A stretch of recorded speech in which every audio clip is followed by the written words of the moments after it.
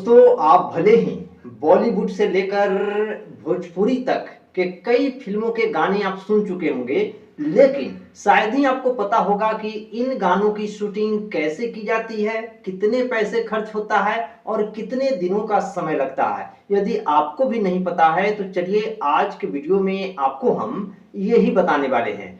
सबसे पहले दोस्तों चर्चा करेंगे भोजपुरी फिल्म के गाने की शूटिंग कैसे की जाती है, उसमें कितना पैसा लगता है और कितने दिनों का समय लगता है।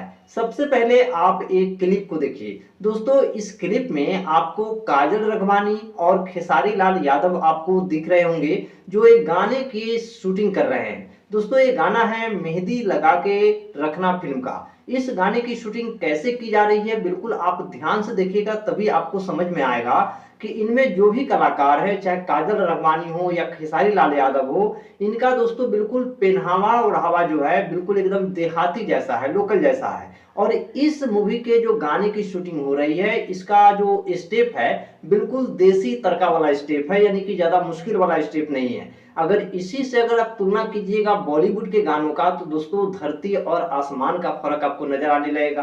क्योंकि जो भोजपुरी का गाना होता है उसमें ज्यादा रिहर्सल की जरूरत नहीं होती है। भोजपुरी में कहावत है ना कि भैया ऑन द स्पॉट आओ, सीखो करो और घर जाओ, ऐसा होता है। जबकि बॉलीवुड में ऐसा नहीं होता है। बॉलीवुड में तो कई आपको ऐसे गाने का हम उदाहरण बता देंगे जिसमें महीनों तक रिहर्सल करना पड़ता है, तब जाकर गाना का शूटिंग होता है, क्योंकि स्टेप बहुत ज्यादा मुश्किल होता है बॉलीवुड वाला में। जबकि भोजपुरी वाला में स्टेप जो है बिल्कुल ठुमका लगाने जैसा होता है, ठुमका लगाइए और जाइए, तो ज्यादा मुश्किल नहीं होता है। इसीलिए भोजपुरी फिल्मों में जो गाने होते हैं दोस्तों, उसकी शूटिंग 1 से 2 दिन या 3 दिनों में हो जाता है। एक भोजपुरी गाने को बनाने में 50,000 से लेकर 2 लाखों तक खर्च पड़ता है। अगर बहुत बड़ी बजट का फिल्म है तो लोग लाख रुपए लगाते हैं, नहीं तो छोटे छोटे बजट का फिल्म होता है दोस्तों तो 50,000, 60,000, 70,000 में गाने आसानी से बन जाते हैं। इसी तरह से अगर आप बॉलीवुड फिल्मों की तुलना कीजिएगा भोजपुरी से, तो बहुत धरती आसमान का फर्क आपको नजर आने लगेगा पैसों के मामले में।